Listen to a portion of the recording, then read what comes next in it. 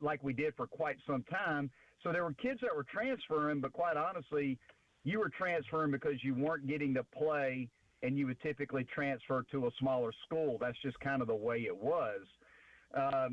But now, in this day and age, we have, the transfer portal, and obviously we went out and signed, I think we brought in 26 new players, if I'm not mistaken. But with transfer portal, NIL, revenue share, you don't know kind of what you're going to have year to year just based on who you're going to lose, whether it's to transfers or to the draft.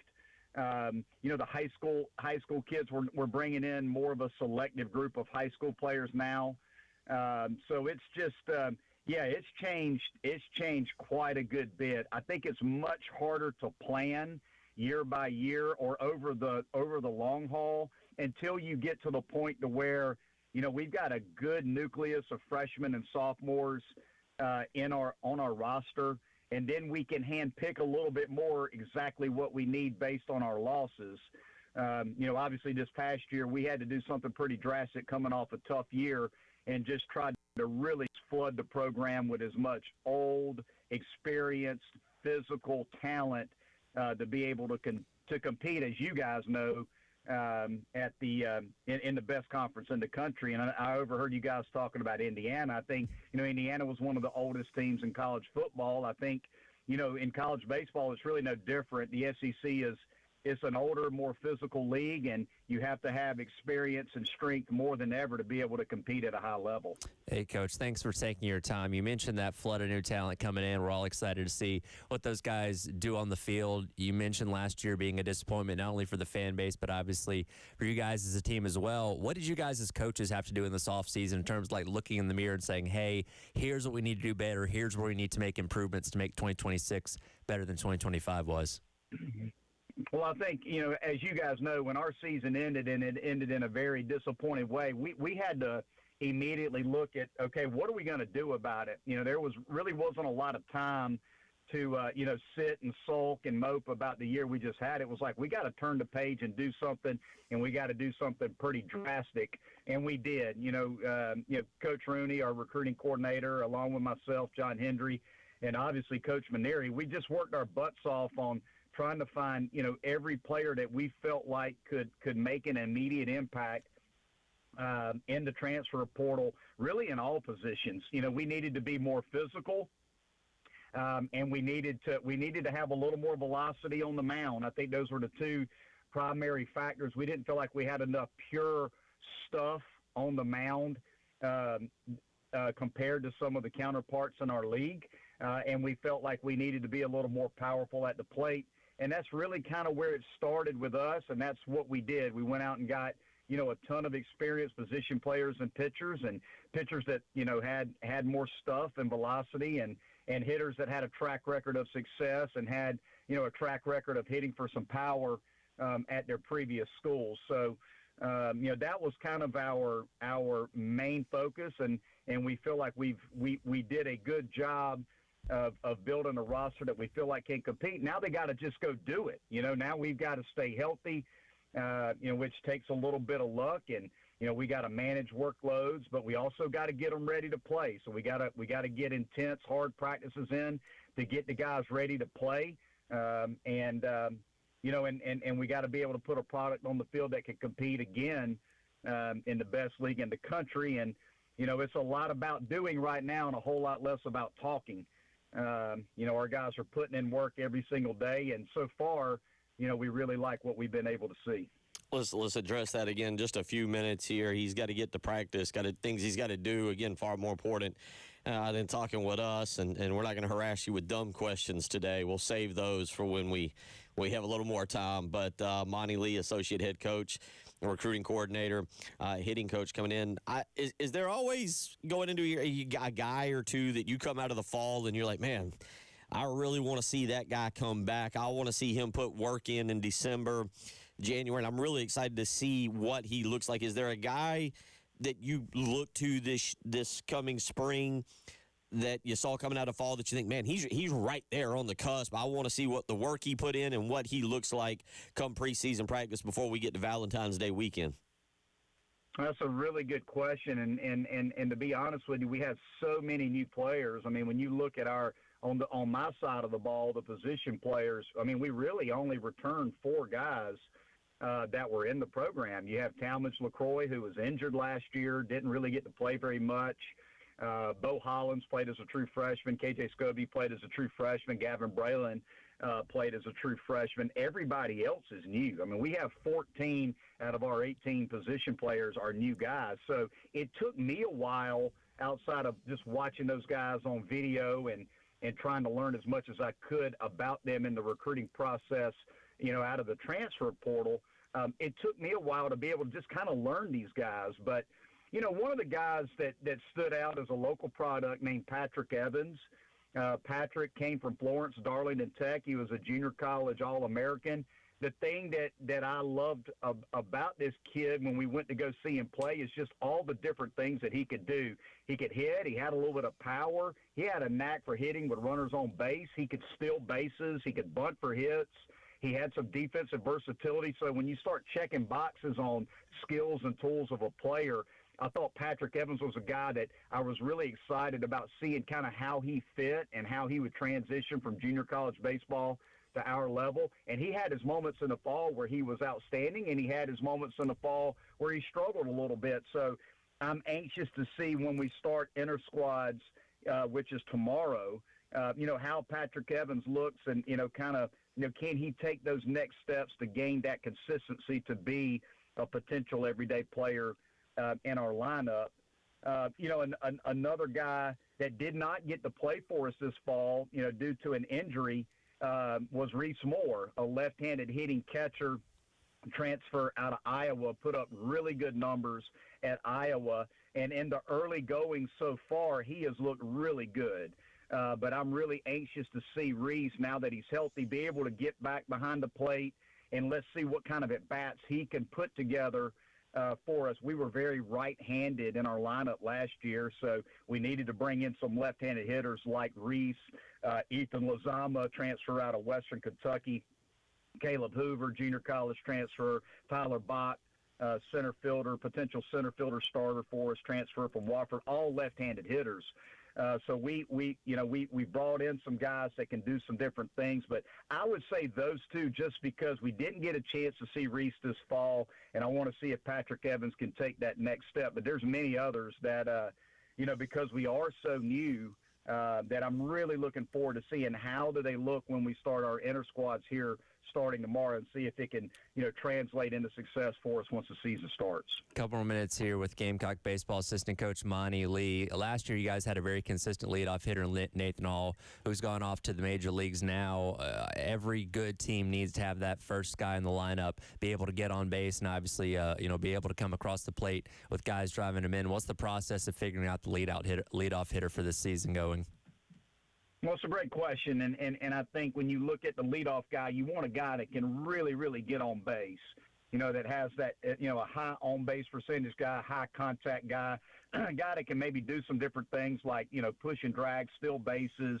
You can, hit and run with him. A guy that fits that profile for us is probably Tyler Bach, transfer from Wofford, a center fielder. He can really run and handle the bat, gets on base, puts together good at-bats. But, I could see potentially – Reese Moore, Patrick Evans, those guys, have a chance to potentially fill that void too. But if you were to put a gun to my head right now, I would say Tyler Bach probably has the skill set, that we're looking for in a leadoff guy. And I could see him potentially winding up being that guy. Just about a minute and a half left with you, so if you can make this one kind of short, we'll turn you loose here. I talk a lot about leadership, and a couple years ago you had a guy in Cole Messina who was the heart and soul of the program. How do you, when you have so many new guys, I think you just mentioned about 26, how have you seen guys develop in the locker room, away from the baseball field, in terms of leadership, taking ownership, and being that guy that when you get into the late innings says, hop on my back, fellas, we're going to pull this one out? That is a great question. In fact, that's something that Coach Maneri talked to the team about the other day. And we're looking for guys who are going to step up and be the leaders on this team because we have an older team, but we have so many new guys. Look, for me, leadership is earned, and it's earned based on your actions every single day. And when you look at certain players in that locker room based on their actions and how they go about their business every day, you want to start to look at, okay, who wants to follow this guy? And I think that's the critical part of it. It's not necessarily that everybody needs vocal leadership, but really it's more about the day in, day out actions of the players in that locker room and who's going to be the guy that you guys follow. So, I think we have a lot of guys that potentially could be that guy. I look at a guy like Talmadge LaCroix, who's been here for quite some time. I look at a guy like Riley Goodman, who was unable to play for us last year, that has a chance to be a weekend starter. Jake McCoy's got some stripes on his sleeves now. Heck, Bo Hollins. We don't talk enough about Bo Hollins. Bo Hollins is a South Carolina Gamecock since birth. His dad played here at South Carolina. This guy eats, drinks, and sleeps South Carolina baseball. And he's a guy that leads by example. So, I think just within that group of guys is just to name a few. But, quite honestly, we're still looking to see who are going to emerge as leaders based on their actions and earning, the opportunities just based on how they go about their business every single day. Well, you got a few more weeks to figure it out. Coach, I know you were up against it today, but you took time out to join us. We thoroughly appreciate it. I look forward to getting a little bit more time with you when we can cut up and laugh a little bit more, but good luck with you and look forward to seeing you here in the very near future. Absolutely. Thanks for having me on, guys. Take care. Thanks, Coach. Gamecock Associate Head Baseball Coach and Recruiting Coordinator, Hitting Coach Monte Lee. We'll come back and really get the program going. You're listening to The Halftime Show.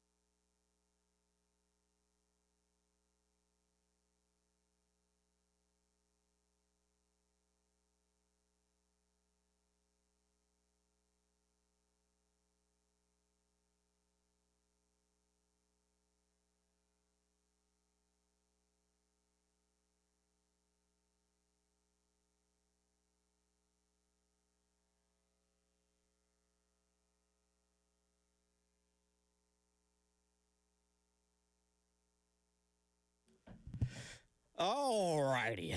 Now we can really kind of get back into the goofy stuff. We've covered the very serious stuff with South Carolina associate head coach, recruiting coordinator, hitting coach, Monte Lee there. They were getting practice going over there at about 12:30, so we were limited on time. Yeah, have fun with that, hitting in the cold. He doesn't have to. I don't think. That's right. He doesn't have to. He gets to instruct people how to hit in the cold. Yeah, he doesn't have to. But, I gotta imagine he probably picks up a bat and takes a swing every now and then. Like Lamont shoots 3-pointers before the game. Here's the difference. Whoever's throwing him the pitch is trying to groove it. That's true. You're not trying to have somebody go in on the hands or go away from you and you're reaching out. There's a little bit of a different vibe to and I could be wrong on this because I have no idea who's throwing BP. You're also really not worried about taking one to the rear, to the back, to the shoulder, and one off the chin. Yeah. There's a comfort level that you have that he has if he steps into the box now against a comfort level that somebody's up there in like actual batting practice / scrimmaging inter squad. You're supposed to get meatballs in batting practice. So, a little bit different. We'll re-rack that if you're just tuning in, if you were running behind, and we'll play that coming up in the 1 o'clock hour for you because, honestly, to go back on it, some really interesting information there as it pertains to who he's looking forward to seeing develop here in the spring in terms of hitting. You asked a great question there as it pertained to the leadoff guy, and this is a team, and I think this is becoming more of a sport thing, and we're going to get into this a little bit today, especially when you talk about Indiana, age and leadership, and not that it didn't ever play a role, Tyler, in college athletics, but I think maybe now it's becoming more and more imperative that if I value things, I might value age and leadership more than I do an extremely talented younger player. Well, and I think one thing we talked about going into last year was Paul Mainieri never coached in the transfer portal era of college sports. He left LSU, and I guess after the spring of 21, before NIL even became a thing. So I think there's a learning process of figuring out how to acquire talent and where you could get guys and stuff like that clearly didn't work the way they wanted it to a year ago. And Mineley's right. I think 26, 27 is the number of guys they brought in with only having about 10 or so return from a season ago. So it's going to be a brand new team, and a lot of these guys have the experiences. He ran through some of the transfers that he's excited about, and we'll see how that translates, obviously, because, again, they didn't come anywhere near the expectations of the fan base, let alone what the coaching staff was hoping that team was going to be a year ago. And it leads me to something that we're going to talk a little bit about, that I want to get into a little bit about today.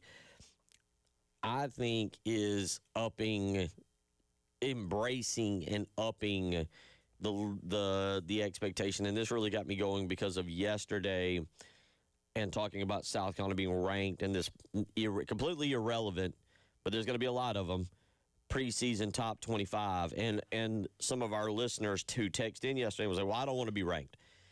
Let's go under the radar. And I think that's the wrong expectation to have. And I'll be honest, and, South Carolina baseball, I'll say it again, we're going to talk basketball coming up. They had a great win last night. Well, they had a good win. They won. Let's not go. Won. Yeah, let's not oversell this thing. But South Carolina baseball fans are amongst the smartest in the country. And I say that because one thing I'm watching and learning as I get older is smart fan bases. Yeah. And I'm not talking about passionate.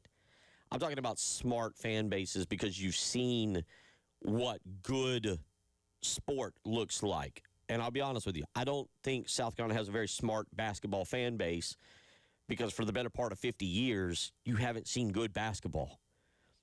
90% of the time, you haven't seen good basketball to be like, oh, that's what that looks like. Yeah. And so your expectation level is lower, and then you have almost unrealistic expectations. You're like, well, we should be making the tournament 3 out of 4, or 4 out of 5 years. And you're like, historically speaking, we don't do that. And you also don't realize the talent gap that's occurring between South Carolina. Last night, by the way, I figure out Arkansas Razorbacks. You try and figure them out. I do. Yeah. But weird.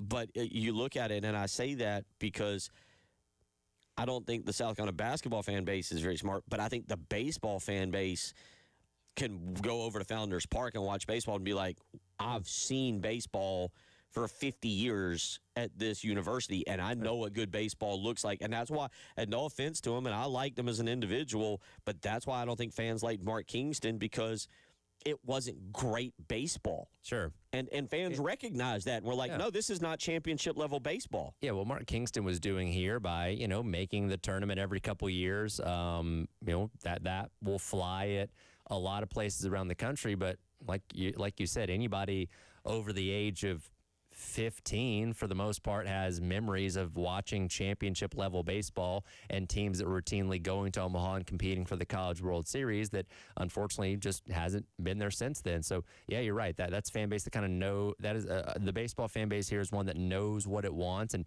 demands that success, which is why the expectations were so high when you brought in a guy that had been there and done that before, like Paul Maneri. Obviously last year didn't end up living up to those expectations, but we're back to the drawing board. Okay, we're going to give him a year number 2. Let's see what they did in the portal and see if they can figure things out and get things back on track here. Because, again, you have a program with a history of that success that, unfortunately, you've kind of been yearning for the past decade and a half. Yeah, so I get it. And baseball expectations around here, while we may not know what what that team is going to look like, and, the expectations still shouldn't drop below getting to a regional, and that's the absolute bare minimum. To be quite honest, it should honestly be a disappointment if they don't host a regional, and I think that's fair.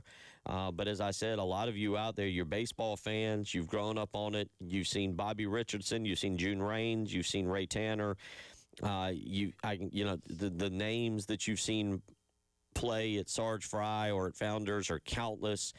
You know what great baseball looks like. And to that extent, Tyler, when you don't see great baseball, you know what bad baseball looks like. Right. And I get that. And the expectation for this year, even with all these portal guys, is going to be great baseball, competing for an SEC championship, competing to host a regional, being at least in the discussion to host a super regional, and so forth and so on. And I love that about South Carolina baseball, and I think you've got to transfer that a little bit. Like they came out with, I think it was Baseball America. I don't know. There's too many baseball polls. We need one. Just one. It was like 7. Yeah, but I think it was Baseball America came out, and they didn't have South Carolina in the top 25, and it's a disappointment.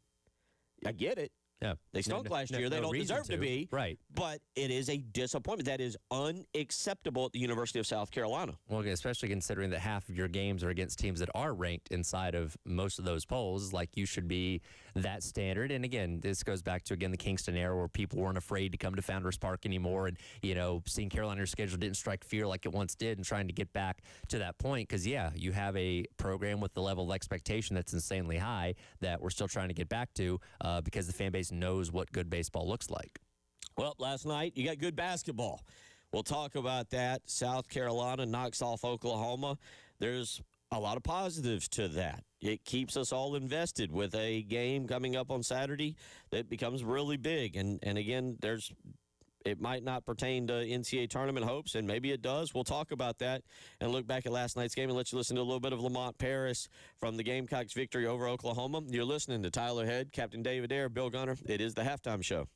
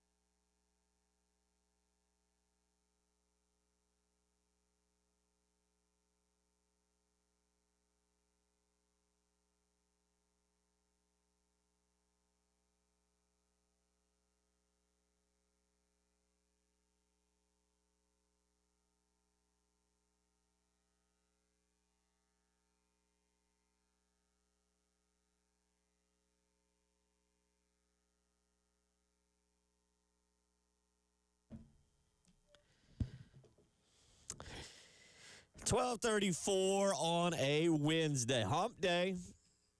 A cold hump day. And, again, we'll also continue to monitor the weather for you. Not only, I don't ever really consider us a sports show. I consider us an entertainment show that'll talk sports. But in the case of what may be this weekend, we might have to be a little bit of a weather show, too.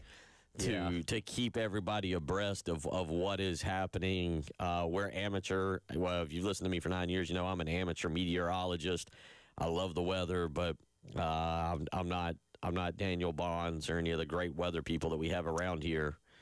So with all that being said, we probably need to keep everybody slightly updated on what may be coming this way. Prep accordingly. Yeah, it's looking like, if nothing else, some like freezing rain to snow. It's going to be really cold overnights where that can turn into ice and all that kind of stuff.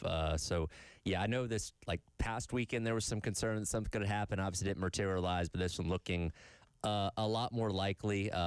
My biggest thing is hopefully the power stays on, right? Like, I don't mind that stuff happening outside as long as I can stay warm inside. Okay. You know, when you got ice and stuff. And I live in a complex that's prone to losing its power when the wind blows too hard. So that's my concern, is making sure the power stays on this weekend. All right. I totally understand with you. And, again, we'll keep everybody kind of abreast there of what's going on. But 803-404-6100 if you want to weigh in. All right, Tyler, last night, South Carolina basketball, we kind of talked about this. I don't know in college basketball, outside of getting to the SEC tournament and the NCAA tournament when it truly matters there, if there's ever what I would deem a true must-win situation, because you could lose last night and then all of a sudden get hot and run off a bunch of wins that we don't expect. But given how the things were going, Oklahoma comes to town. Oklahoma's not playing good basketball. It was as close to a must-win situation as you could have. And South Carolina gets the job done 85-76 in that ball game. Yeah, it was one of those things, much like when you played LSU the other week, watching that game, like, I feel like Carolina is legitimately a better team than Oklahoma is. And they went out there and, led from wire to wire in that game. And, yeah, winning last night does not suddenly change the fortunes of the season, but it keeps your head above water a little bit. We talked about this yesterday when you kind of look at what you have to round out the month of January, going on the road to A&M. You'll get Florida and LSU at home and back-to-back. And if you could find a way to win 3 out of these last 4 games, you say, okay, maybe you have something here. Again, easier said than done. Obviously, the LSU game, very winnable, when they come in here on January 31st. But the 2 games in the middle between A&M and Florida are going to be the trickiest. But you got game number 1 out of the way. You won. I was concerned once they let Oklahoma back into the game that, okay, here comes the point where we're going to have to talk about them blowing a lead. But they pretty much matched everything that Oklahoma did in the second half, which was good. Got the line more. I think it was interesting last night. They took their fewest amount of threes of the entire season. Were more selective with those shots because Oklahoma was giving them so much near the basket, which, again, we know how good they are. And they took those opportunities last night, made the most out of it. Meechie Johnson had a great game. Elijah Strong scored the first 30 points, it felt like, of the game last night, much like you did against LSU a couple weeks ago. And, you went out there and played one of your better games this year and beat an SEC team that, again, I think on paper you were better than in any way, but you took care of business. 2-4 in conference, 11-8 overall. Elijah Strong, as you mentioned, 17 points last night, but 3 of 4 from three-point range. Meechie Johnson last night, 3 of 8. His stat line's kind of crazy. 13 of 15 from the foul line, and you mentioned it, just 9 of 20 as a team from three-point range, but 22 of 28. This team's a really good free throw shooting team. Another reason why you kind of would like to see them attack the basket a little bit more. Here is Lamont Paris after the game, a very happy Lamont Paris, talking about what he thought his team did well in the victory over Oklahoma. Yeah. I think there was a couple things. One was just generally speaking, yes, we got off to a good start. Elijah was cooking, so that was good. But there were some things we did. Like, we executed some plays really well today. I mean, a couple of ones that were just wrinkles that we just put in a couple of days ago. That hasn't always been our strong suit. There was a inbounds play, a press breaker at the end that we haven't run, but we drew it up just based on what they had been doing to get in. We executed that perfectly. So I thought execution of what we wanted to do was really good. I thought defensively we did a pretty good job. They got some aggressive drivers that create contact. But I thought we did a fair job with that. We switched up the ball screen coverage a couple of times. We started switching it just to try to, at the point of attack. Early in the first half, they were getting some short rolls and kicking the guys. And, typically 5 men can't make those passes successfully, but Waggy and a couple other guys did a good job finding open guys. So we switched it up a little bit. I thought we did good once we were switching some of the ball screens and just a lot of different things. I thought was just a really good, some really aggressive drives. That was the other thing I thought we did really well. Kobe in particular made some strong drives. Michi made some strong drives to the basket. But just generally speaking, I thought it was a good team victory. And I know I'm with him. I've been hard on this basketball team, and we need higher expectations. And quite frankly, being now 2-8, is that right? 2-8 against higher level. I don't know where everybody's at. Quad 1, Quad 2s evolve in this thing overnight. But comparable opponents. Comparable, good way to describe that, is unacceptable. But last night was a good win. And what it's got to do, Tyler, is build confidence for this team that we don't have to take 49 three-pointers. We can accept what the other team gives us. Another part of last night, they really shortened the bench. Really just 7 guys played. You had the 5 starters. E.J. Walker gets 19 minutes. I really like him as a freshman. And then I've expressed my love, my man crush on Grant Polk, who got 21 minutes last night and scored 5 points and was 1 of 3 from 5-point range, from 3-point range. You saw them shorten the rotation a little bit. You saw them be able to take advantage of a team that, again, let's be clear, it's not a very good team, but you took advantage of them as you should, and I can't say that I've seen that previously. Yeah, and again, Carolina got out to the 14-point lead at one point in the first half, and Oklahoma was able to storm back and very nearly made it a 1-point game going at halftime. Walker grabbed that rebound and put it in right at the buzzer to extend that lead back out to 3, which I thought was really good for momentum, going into the half. But, yeah, you took advantage of a team that just played a lot of sloppy basketball, and I hadn't got a chance to sit down and watch 40 minutes of Oklahoma yet. I'd seen bits and pieces. I knew they blew a lead against Alabama over the weekend, but watching that last night, I'm like, okay, I think Carolina's legitimately the better team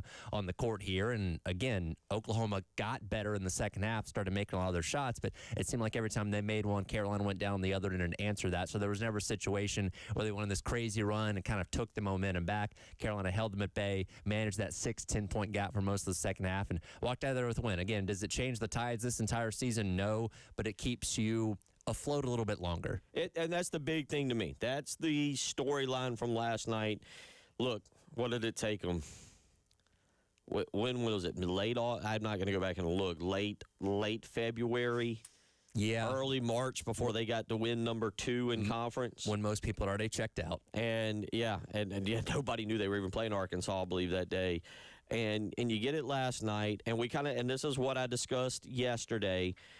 You're in a stretch right now that you've got to take advantage of. And, all right, step number 1 accomplished. Now you go on the road to a Texas A&M team who is playing really, really well. And A&M plays tonight. A&M will be hosting Mississippi State. Mississippi State's not very good this year. Texas plays Kentucky tonight. But you go on the road to Texas A&M. It's going to be a tall task. Shoot the ball well, you'll be in the game. By the way, Auburn, if you didn't see last night, did not shoot the ball well again in that game and won. But it'll be a 3:30 game. We'll have coverage for you at 3 o'clock right here. It'll be obviously 3:30 on SEC Network. But Tyler, that's a game that I look at and I'm going to label as stealable. Sure. Stealable. Go shoot the ball well and build off some things that you have done. I'm going to be point blank. They should have beaten Georgia. You blew that game. Yeah, you blew in position. You blew it. Vanderbilt, you weren't in.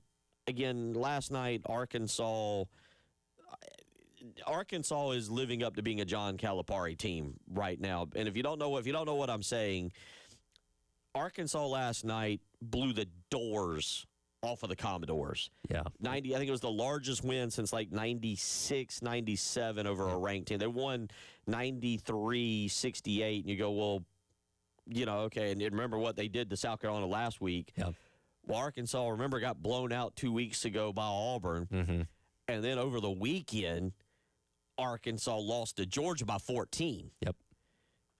You figure out Arkansas. But my point is, like, aside from that game, you've been fairly competitive with Georgia. You should have won that one. You were right there with Auburn. You were competitive. Mm.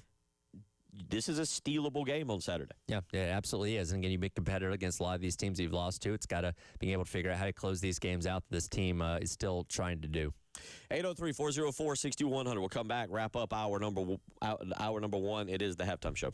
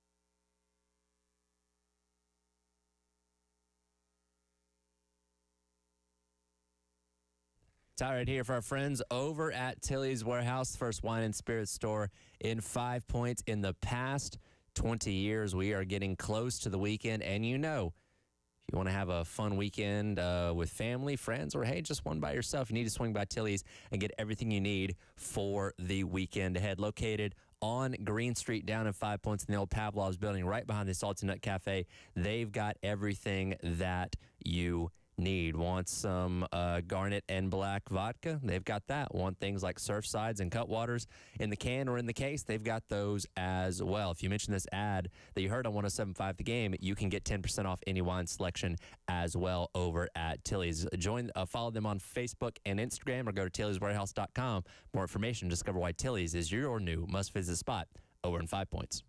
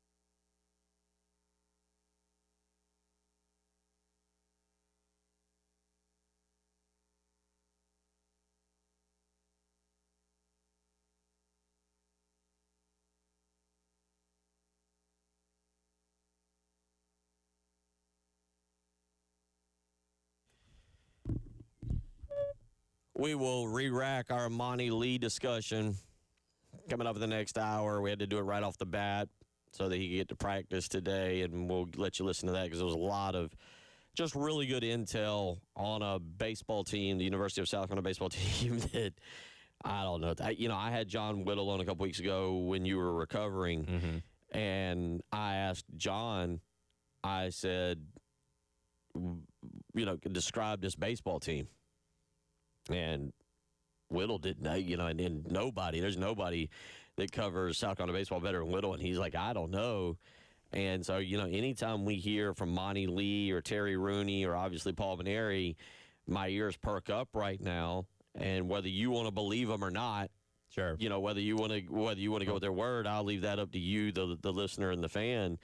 But I want you to hear what Monte Lee had to say at the beginning of our show today, because of the fact that there was some, I thought, really good information on guys he's looking forward to, some leadership discussion, right, things of that nature. I think we make the joke all the time about football. Hey, game number 1, you're gonna have to bring in that media guy to figure out who's who on the field. You're really gonna have to do that for baseball because you'll know KJ Scobie, Bo Hollins, Talmadge Lee-Croy, a couple of those guys, but the rest of everybody else, like, who the heck's that guy? Where's he from? What do I need to know about him? And it's probably going to take a few games to really get used to who this team is because so much has changed in the portal, and rightfully so. Again, last year they just didn't have what they needed when it came to guys that could hit the way they needed to, pitchers that could throw as hard as they needed to. So going back to the drawing board, seemingly they are investing the way they need to in baseball, and we'll hopefully see it translate to more success on the field because, as I mentioned earlier, in whatever poll that was, D1 Baseball, Baseball America, 28 of your 56 games right now are against teams ranked in the preseason top 25. So you're going to have a tough road, as always, in the SEC to try and get yourself into the tournament. But, again, expectations are hopefully high. And there was a time and place, and the expectation is to get back to that and to get back to it this year, where when you looked at that, you went, well, we're ranked 2. Awesome. Yeah, they have to come to us. You look, and I think you looked at it and you're like, awesome, this is going to be a really fun season. A lot of really fun baseball to watch. And I don't know where fans stand now if they're like, what a tough schedule we got. And you shouldn't have that. So we'll re-rack that coming up at 1:30 today so that you can hear what Monte Lee had to say as it pertained to the baseball program. Wrapping up our discussion from basketball, I don't like doing this, but I feel like it's our responsibility and our job, Tyler, because, as I started this month and we're only 21 days in,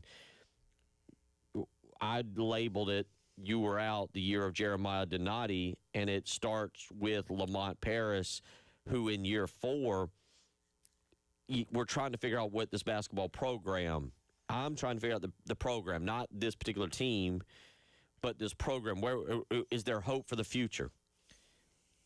Last night you win, and as you said, and you're 100% right, it keeps us engaged, it keeps us looking forward. Where is the line where we say, okay, we're this year, and because of the transfer portal, we don't know what could happen. I'm just throwing it out there hypothetically. Right. I have no inside information. We don't know what could happen with Eli Ellis. I mentioned I really like E.J. Walker. You got to try and keep him. They have a really good guard coming in Marcus Johnson, who is a top 50 player. There's these things, Grant Polk, who I just talked about. There's these things that are positives, but where is the line in the sand where we go acceptable, you get year 5, not acceptable, we got to restart this thing and look at what we're doing? One thing I'm intrigued to see, because, again, they popped their couple wins in conference play towards the end of last year, and we could look at it and say, okay, they're 2. Like, all right, maybe that's something worth momentum going into the offseason. But let's say, Carolina loses the next handful of games and really kind of puts themselves out of the running for anything significant, certainly the tournament and all that kind of stuff. But let's say they find a way to win, I don't know, 4 out of their last 6 or something like that. Like, how would Jeremiah Donati view that? Is that, okay, you figured something out, there's momentum going in the offseason, or still this overall record's not good enough, we have to make a change here? That's what I'd be intrigued to see, is how he handles something like that in terms of, okay, do we make a move now, or do we like this, and that's something to build off of? Well, I go back. What the fans' opinion is it's relevant. It's not irrelevant. But the fans aren't going to make the decision. I mean, I guess if the fans completely stop going to Colonial Life Arena, that helps make the decision. Don't do that, by the way, please. But with that being said, Jeremiah Donati is the one who makes the final decision. Jeremiah Donati's view of what is acceptable. And this is where I went with football, and people got kind of upset at me. I think, I'm not saying this is acceptable, and this goes back to me saying expectations got to rise. I'm not trying to tell anybody football 6-6 is acceptable. Right. It's not. It's not. It's nowhere close. I do have like a sneaky suspicion that Jeremiah Donati might look at 6-6 and be like, all right, you improved 2 games and we gave those guys big contracts. You see, there's a disconnect, which I'm fine. Yeah. It happens. Yeah. We'll continue talking about that. Again, we'll re-rack that Monte Lee discussion. And Kirk Cignetti, what did he do to everybody?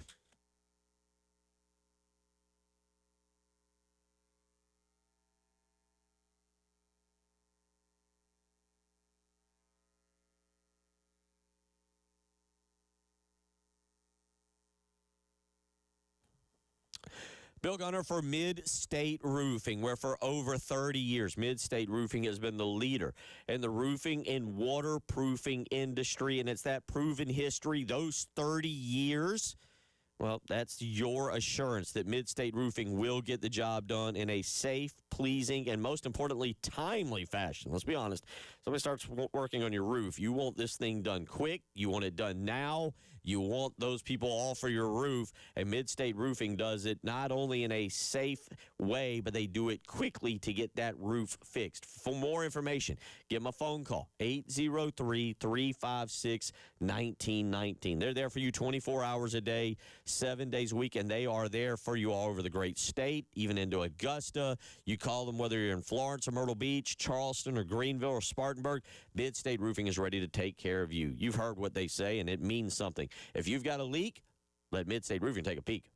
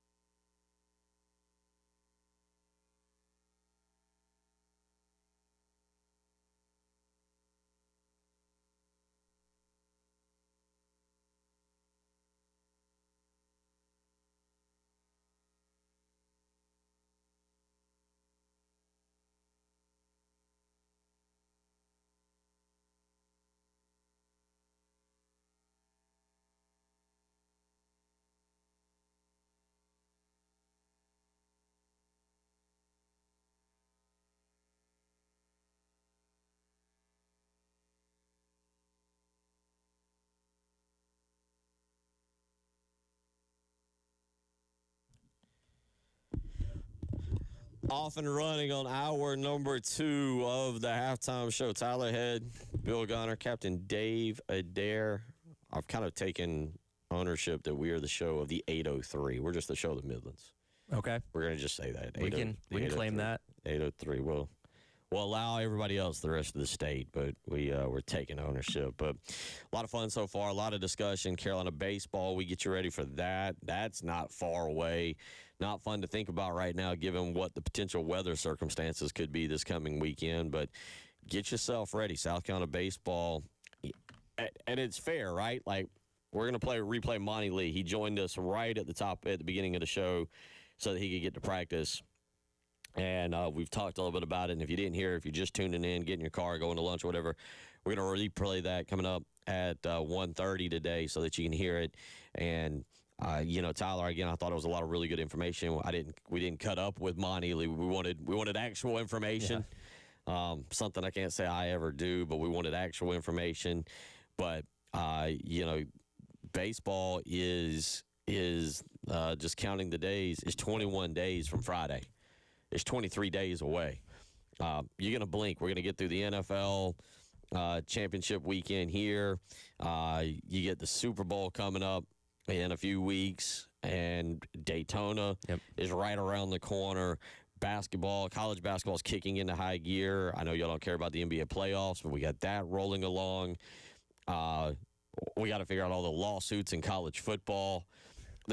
All kinds of stuff going on. And so before you blink, it'll be February 13th, and Northern Kentucky will be out taking the diamond against the Gamecocks. Yeah, and of course, it's a shorter time period in terms of non-conference play to ramp up the start of the season, but the Clemson series is at the end of February. So you start the season, and 2 weeks later, you're playing Clemson, which, again, is another team that's ranked and going to be your litmus test as it is every year for where you stack up. And unfortunately found out last year, all right, this team's got some work to do, and they obviously weren't able to get that much better once we got into conference play. So there's really no lull. You're going to jump right into it, and once you get past Clemson, it's only a couple more weeks, and so you get into conference play, and then you go through the grind of the SEC schedule. So we're going to figure out real quick what this team's made of, and if all those moves that Monte Lee talked about with us in the last hour worked out.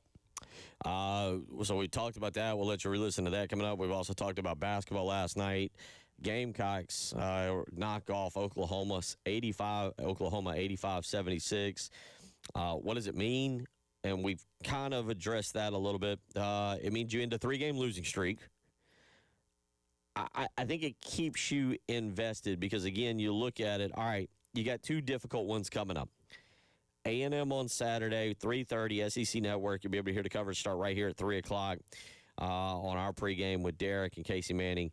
And then next Wednesday night here in town is a team that's starting to put it together, and that's the Florida Gators. Mm-hmm. Florida's up to number 16 in the country. Last night they walloped LSU 79-61.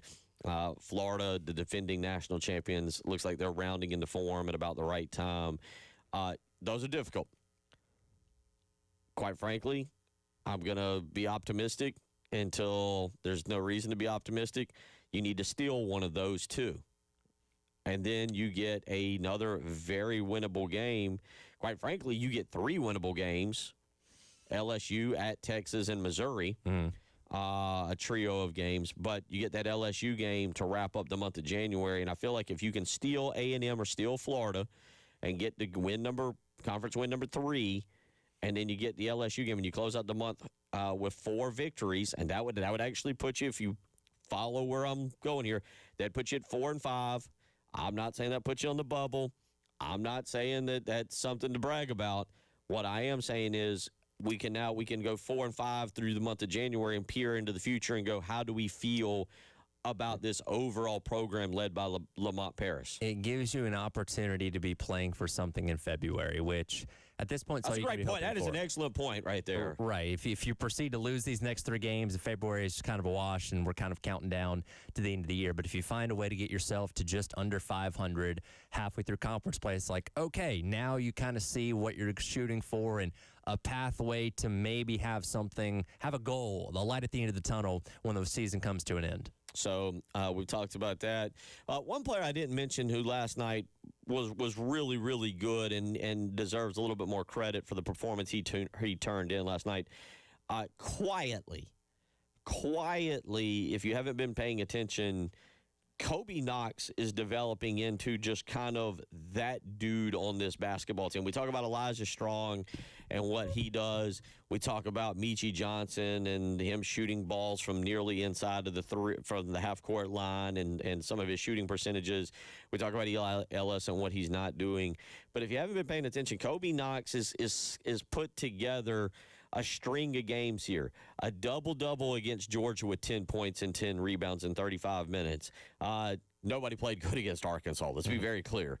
But he came back against Auburn on Saturday and had 12 points and 9 rebounds and was really effective. And then last night, 18 points, 7 rebounds, 3 assists, just 1 turnover.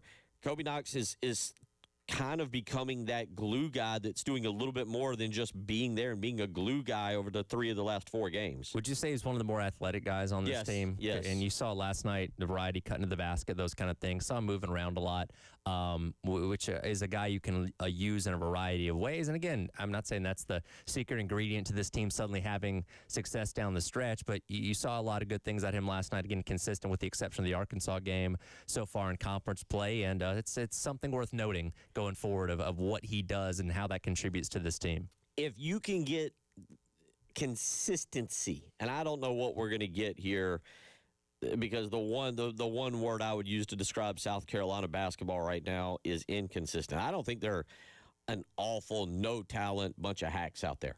There are talented players on that basketball team. Lord knows there are enough talented players to be competitive for a 500 conference record. Anything past that, I'd start drawing lines in sand here. But there are talented players on that roster. If you can get a solid 1-2 punch, I think, of what I see of Meechie Johnson, who's wildly inconsistent, and Elijah Strong, who has really kind of turned up his play over the last month, and then your third guy is Kobe Knox, and then you've got Mongolian Mike kind of just doing whatever it is he does out there. I like your format. You can't fix the post.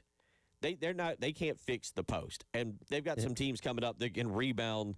I think there was 2 players last night in the league, and one of them played for Florida who had 20-plus rebounds. I can't remember which player it was for Florida that had 15 and 21 last night.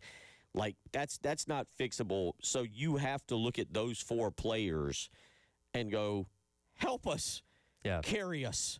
Yeah, it's one of those things you just almost kind of go into every game knowing you're going to defer so many points in the paint. You're going to lose a lot of games off the glass. You're just going to score a lot of points, which, again, goes back to, and again, we know Meechie's ups and downs. He has the go-off game, and then he'll go out there and have a game where he scores, 2 points in 35 minutes or something like that. So having him stay consistent.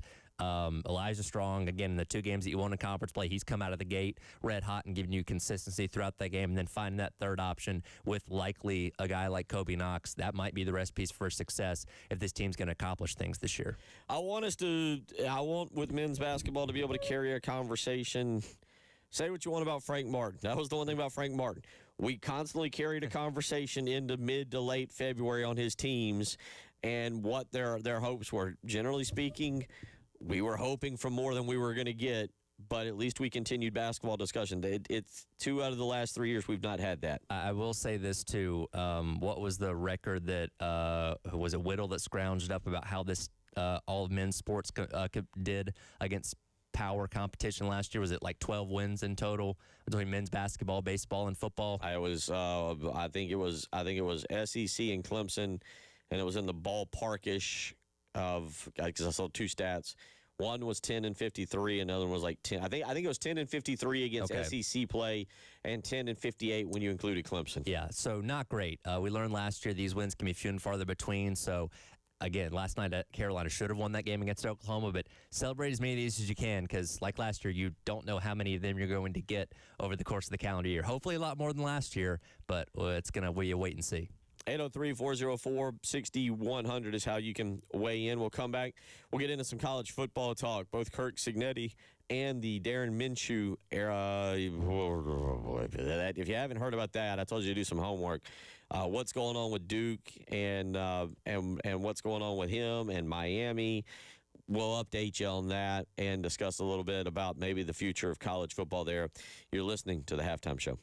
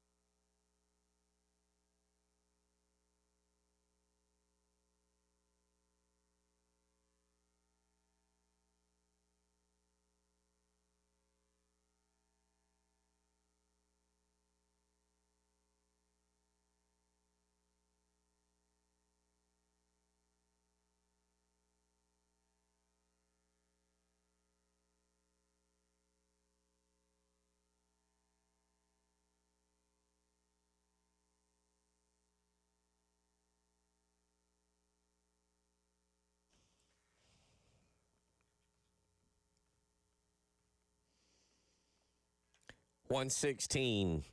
I'll round up a little bit here on a Wednesday. Tyler Head, Bill Gunner, as we get you into the afternoon and kind of a cold evening, keeping an eye on the weather for the weekend.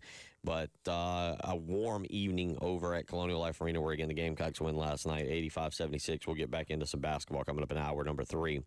But let's go to some college football here. And Tyler, we're starting to see this a little bit more. We saw it with Washington and DeMond Williams and it back down. Now, I got some questions on this. Okay. And the situation with South Carolina and Desmond Umizulu got, escalated, and then South Carolina basically backed away. But if you haven't followed the situation up in Durham, and there's a couple different directions here to go with this, but Darren Mensah, is it Mensah? Darian Mensah. I'm sorry, Darian Mensah. Announced back in December, I think it was around December 12th, either the 12th or the 19th, I forget my exact dates on that he's going back to Duke. Now, what he was very clear about at that particular time was that he was not going to the NFL. Right. Now, I will say this real quick, your thoughts. I don't know how much Duke football you watched this year. I watched him play Clemson. There was nothing that I saw about Darian Mensah that went, NFL quarterback. No, I watched their game against Illinois. Okay. That he threw a couple, I think, of bad picks in that game. It wasn't great. And he came over from Tulane. It was part of, That's Tulane correct. team that was really good now 2 seasons ago. Transferred to Duke, big payday there. I know they still won the ACC. That's still funny to look back on now. But I don't think he performed the level that they were expecting him to this year. I mean, I understand what you're saying. I will say the rumor, keyword rumor, is they signed a multi-year deal with Duke for roughly $4 million a year. Well, it's not a rumor. That is hard fact that he signed. Well, he signed with them through the end of this calendar year. But the money is not. Money is. We don't know the specifics. Right. On money. That's what I mean. I'm sorry. Yes. The hard fact, which is where we're going to get to this here. The actual contract is signed through the end of this year, but the money is the one that when I say the rumor is. Anyway, he announced December 19th that he was going to return to Duke this coming season instead of entering the NFL. Again, he has a multi-year contract, and it is believed, this is per ESPN, believed to be worth $4 million for the upcoming season. So $4 million a year, unless it was some kind of odd escalator clause. And then, okay, Lord, are we really going down a path? So he announces he's coming back, and then Miami starts whiffing on quarterbacks. Mm-hmm. This is interesting. Miami's trying to make a run for a national championship. They don't have time to maybe devote the resources that they typically do to going and getting Dylan Raiola or Sam Levitt or Brendan Sorsby or one of these other quarterbacks. All of a sudden, they don't have a quarterback. Mm-hmm. Now they look around and they go, well, who's available? And to me, it felt like they went kind of to the bottom of the barrel. And they saw Darian Mensah and went, all right, you'll do. Right. We'll take you. And Darian Mensah, let's be honest, if I wanted to play football and my options are Duke or Miami, that's a pretty easy option. Well, and quite frankly, if I want to live in Durham or in Coral Gables, also fairly easy option. And I don't think we had any doubts that Miami could outbid whoever they wanted. Exactly. And so Darian Mensah on last Friday, the final day, goes to Manny Diaz and says, I'm going to transfer. And now Duke's saying, no, you're not. We have a binding contract. I'm interested to see how this plays out. And also I'm interested to go, if you've got a player who comes to you and says, I want to transfer, do you want to keep him? I think it depends on what player it is. And because, again, this is your quarterback. This is supposed to be your best player on the team, and obviously one of the leaders of your team. It's different if your backup left tackle comes in and says they want to transfer. Okay, whatever. But this guy that you're tying up so many resources in, that makes this a little bit interesting. And if Duke wins this and he's forced to stay, what is that dynamic like, right? And I get it. We're in a day and age now where guys come and go so much. So I don't know if the loyalty to the program means quite as much as it used to, but that is going to be awkward to some degree of like, hey, this guy didn't really want to be here. he's only here because the court says he has to be. How does that play out within the locker room? I don't know. 803-404-6100. Now, this kind of, I think, happened. I don't know if swept under the rug is the right word. You tell me. But Desmond Yumi Zulu came out and decides he wants to transfer, right? Right. There were rumors. You do the shows with Chris and Wes. Maybe you can speak a little bit more to what they said, that South Carolina was going to basically kind of look back on it and say, "Nah, we got a binding agreement with you, and we're going to kind of hold you here."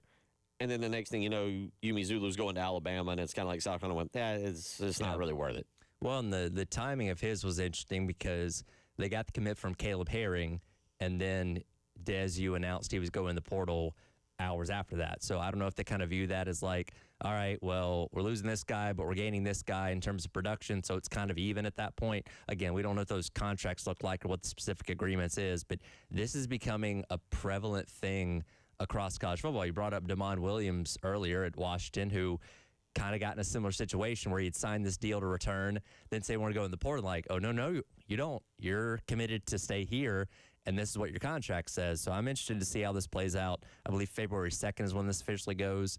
Now, I know he was granted the injunction to be in the portal, so if he wins, then he's already in the portal and can go anywhere, but I don't know if he's going to, is the thing. Darian Mensah. Yeah, I'm with you. I don't know how this exactly plays out, but let's again start with this, because this to me is the small interesting portion. As a fan, if you've got a player who does this, do you say, like, just go? Like, you didn't want to be here to begin. That's my opinion. I say yeah. I say if you've got a guy who doesn't want to be a part of it, just get out of here, man. We don't want you. You don't want to be here. We're not gonna enforce. We're not gonna enforce this. I guess what you can do, and there's still some litigation to be figured out with this. Like, I guess you can, because part of this. Let me go to this exact portion, because I don't understand it, Tyler, and maybe you can explain it. But it said. Mensah is permitted to continue his course of ignoring his contractual obligations and transfer to another school to compete in football and license his NIL rights to that school.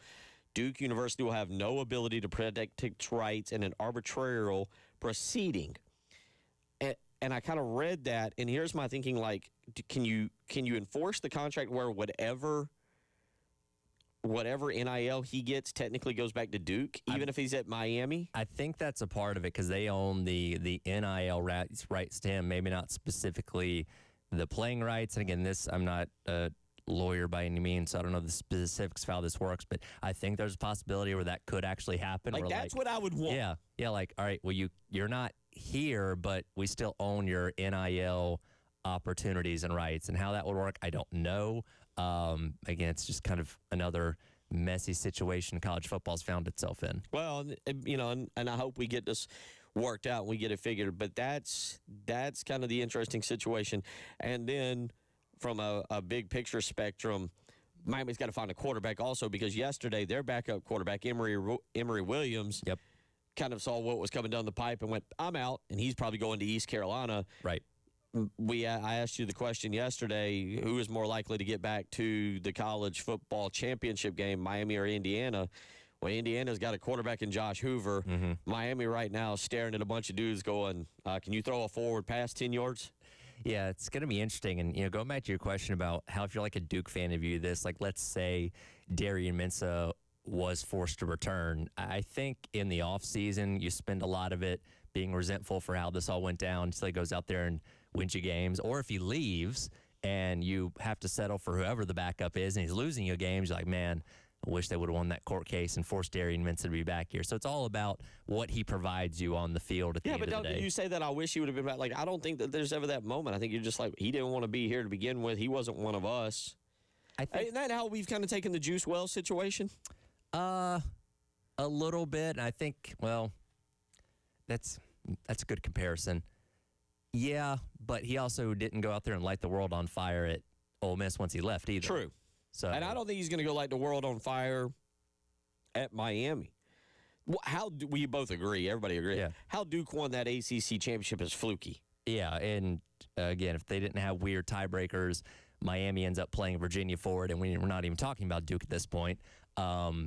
Yeah, just a weird situation overall. I mean, I'll be dead honest. It's kind of one of those odd things where I feel like you're right. If they don't win the ACC championship, and if this had happened earlier, let's say he'd entered the transfer portal early in it, I'd be like, you can upgrade.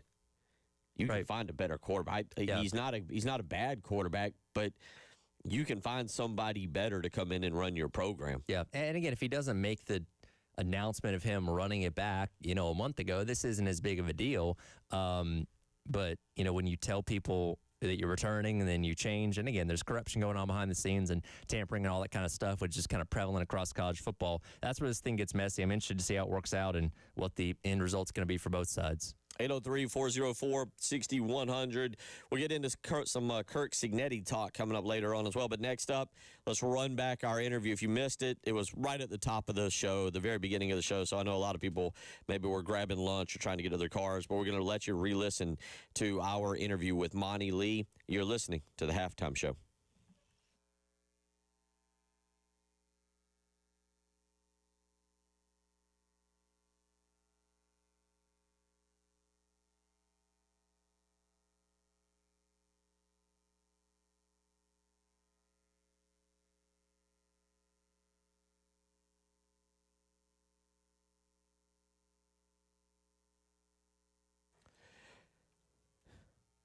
Bill Gunner for Mid-State Roofing, where for nearly 30 years, Mid-State Roofing has been the leader in the roofing and waterproofing industry. But they've done that not only right here in the Midlands, they've done that throughout the great state of South Carolina. Wherever you're listening this afternoon, Myrtle Beach or Charleston, Greenville or Spartanburg, Florence or Aiken, Mid-State Roofing is there to help you. So don't just think they're limited to Columbia. They are all over the great state of South Carolina, and they are ready to help you 24 hours a day, 7 days a week. Just give them a phone call, 803-356-1919. Again, that's 803-356-1919. You can also reach out to them and check out more information on the web, midstateroofing.com.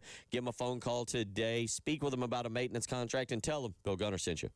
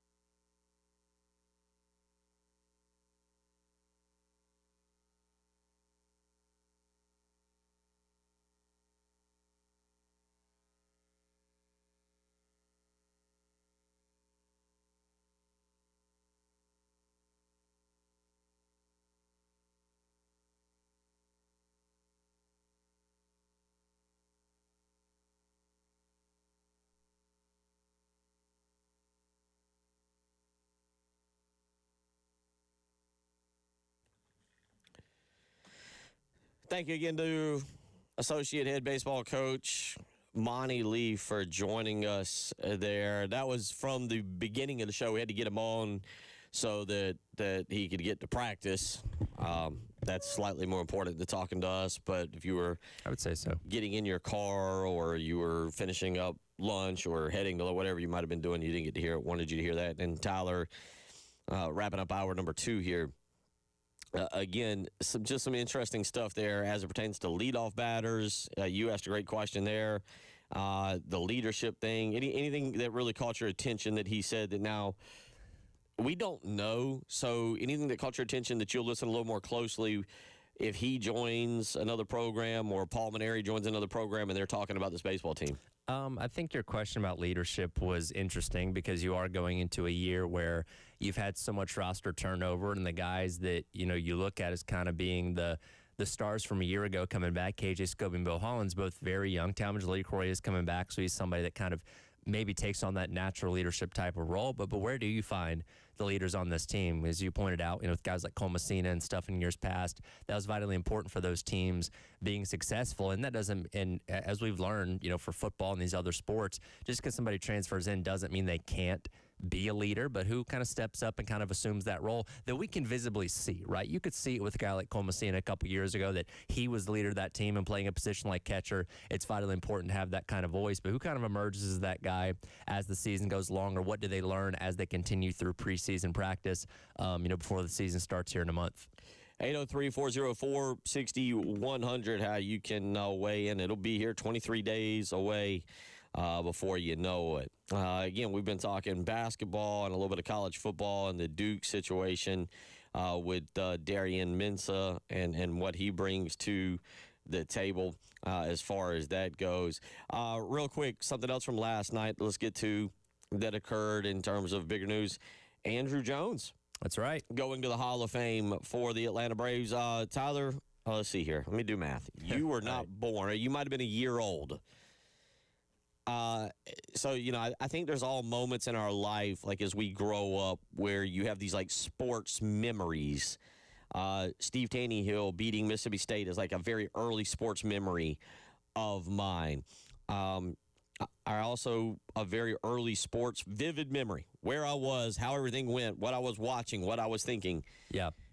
Is 19-year-old Andrew Jones putting 2 in the Yankees bleachers in Game 1 of the 96 World Series to become the youngest player ever to hit.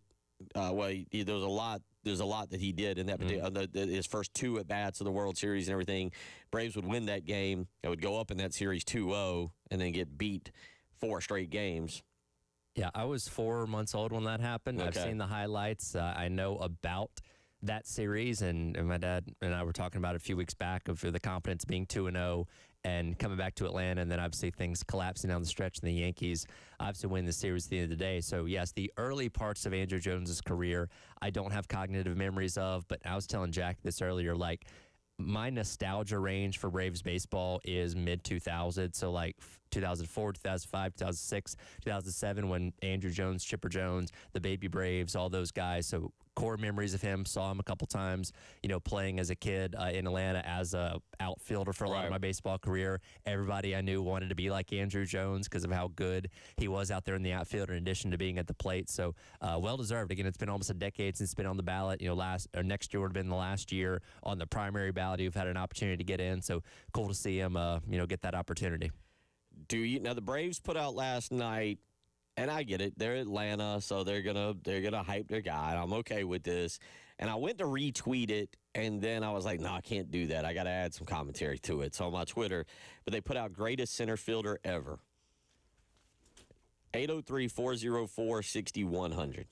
803-404-6100. Now, one guy I'm going off of history, and I'm just going to play along. You gotta pick your center fielder. Okay. Willie Mays, King Griffey Jr., Andrew Jones. That's the 3 names to me. Yeah. You got to pick your center fielder. Who are you? 803-404-6100. Who are you going with? Now, again, I'm going. I throw Willie Mays in there because everybody anybody that saw him play and everything says he's the greatest of all, the greatest center fielder of all time. So I don't know. This is before my time, clearly before Tyler's time. And unfortunately for you, both Andrew Jones and Ken Griffey Jr. are almost slightly before your time. Again, it's childhood memories for a lot of them. Right. But who would you go with for your center fielder out of those three? I got to admit, nostalgia gets to me, and I have his jersey. Give me Ken Griffey Jr. I don't know if that's the right pick. I don't think you can go wrong with any three of them. You can't go wrong. Maybe just a slight advantage to Ken Griffey Jr. if we're just talking about baseball overall. The homer in me would say Andrew Jones. It's a close debate. I feel like, and I want to hear everybody weigh in on this. 803-404-6100. I'm going to put a poll question up as well. Who's your center fielder? It's the halftime show.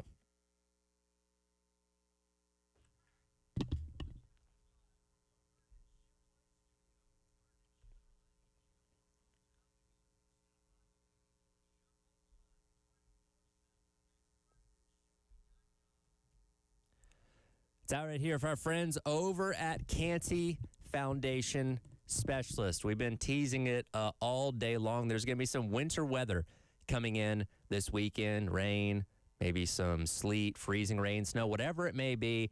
That's a lot of water. It's going to be coming down over the course of the next couple days and on to the weekend. And when it's all done and settled, you might end up with some standing water underneath your home, which I don't need to tell you is really bad because water gets in your crawl space. It can create mold and mildew. It can invite termites into your home, which you don't want. It can even affect the air that you and your family breathe because about half the air in your home does come from your crawl space. But that's where our friends at Canty Foundation Specialist come in. Go online to schedule an appointment today at cantyconvicts.com, and they'll come out and evaluate your foundation and crawl space issues and get them fixed so you and your family can live worry-free going forward. Again, go online to schedule an appointment today at cantyconvicts.com for our friends at Canty Foundation Specialist.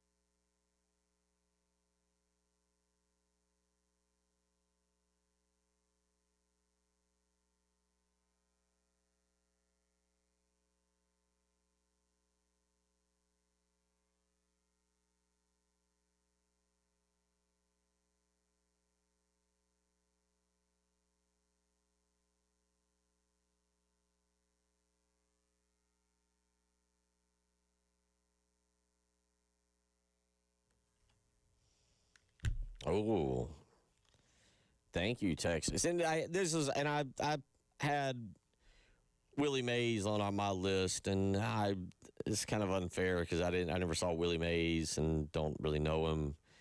But I heard about, you hear about. Oh, sure. And you can't grow up without seeing the highlights. And in my very formative years, my early years, baseball was kind of my go-to sport. It evolved into basketball.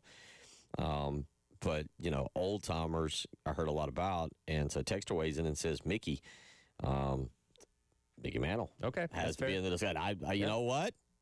I can't argue. I think I can't argue. I don't know. You go back. I mean, this is I don't like talking about a sport that I truly know in basketball and having these like generational conversations. Yeah, it's hard to compare, right? Because it's the same game, but you're playing different eras of it. And there's always a debate. Well, Babe Ruth wouldn't be able to last in today's baseball because nobody was throwing 100 miles an hour today. It's like, well, that's not the era that he played in. You have to go off of who he played against and what his competition was. That's all we can do. Yeah, I mean, I kind of threw Willie Mays in there because, again, I didn't want older people being like, oh, my God, you young people these days and your lack of knowledge about America's pastime. So I was like, but Mickey Mantle probably should have been fourth on my, or, involved in the poll question. And you're not wrong for making any of those choices. Right. Wherever you want to, whether you go with the Griffith Jones or. Well, Rich weighs in. Now, this is interesting. I get your take on this. Andrew Jones is not a Hall of Famer. Not good enough. He sure is not the best center fielder of all time. Not even close. Okay, and what criteria are we going off of here? Well, that's what Rich has to say. Because I think this is a reason why it took him so long to get the Hall of Fame nod, because his consistency at the plate maybe doesn't quite match up with some of these other guys, but his prowess in the outfield, 10 Golden Gloves. Right. Like, that's what Is that what he's more known for? Is that kind of? I think so. And, he had plenty of production at the plate, plenty of home runs, and I think 2005 was his best season overall, when he was with the Braves as far as what he was doing at the plate. But, and when we think of fielding production, I think we look more at infielders. Like, again, you can look at a guy like Chipper Jones and what he did at third base.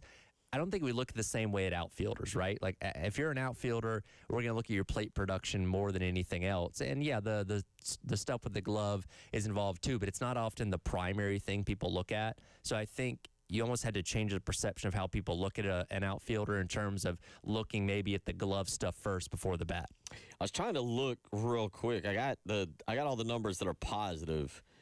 I do know that he is up there in strikeouts.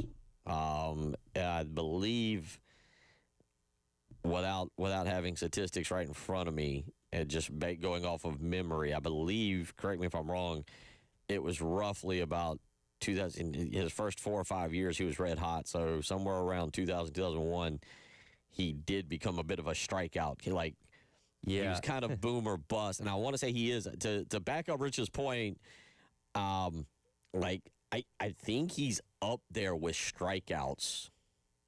So for his first 10 years in the league, he was in the triple digits in strikeouts. Yeah, he was the strikeout king a little bit. To 07, in 04 was his most with 147. Oh, that's nice. Was, very boom or bust in a lot of ways. I know as he got older and put on a little bit more weight, he didn't quite have the same speed on the base path either.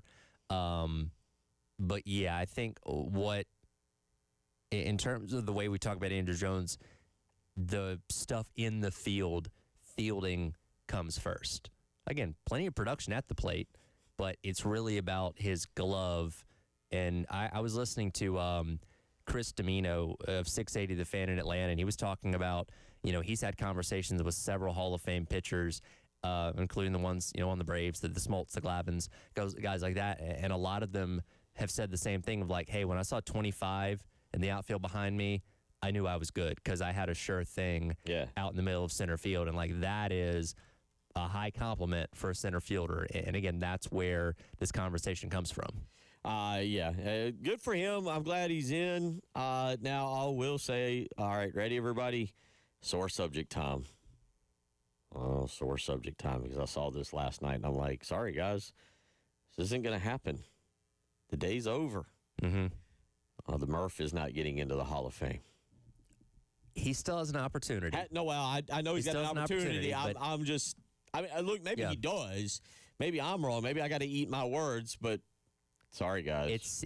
It does seem like since it's been this long, the likelihood is probably on the low end. And Jack and I were talking about this earlier. I didn't realize how low his voting percentage was. Yeah, no, for the 15 years when he was on the ballot. Like he never came anywhere close. And again, because I'm within the bubble of Braves fan, this is the conversation that happens every year when we talk about the National Baseball Hall of Fame. It's like Murph should be in, Murph should be in. I don't know how much that gets outside of the Braves bubble, but you can't talk to a Braves fan, Jay Phillips, David Cloninger, whoever, you can't get 3 sentences into a conversation about the Hall of Fame and them not bring up Dale Murphy. Yeah, and that's again kind of my point. There is like, I unfortunately.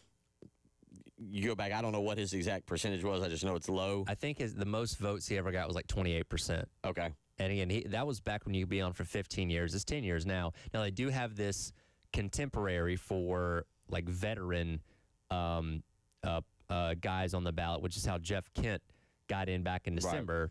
Right. So he's still eligible for that, but you have to get, I think, 12 votes. I think he got 6. Okay. So still not close yet.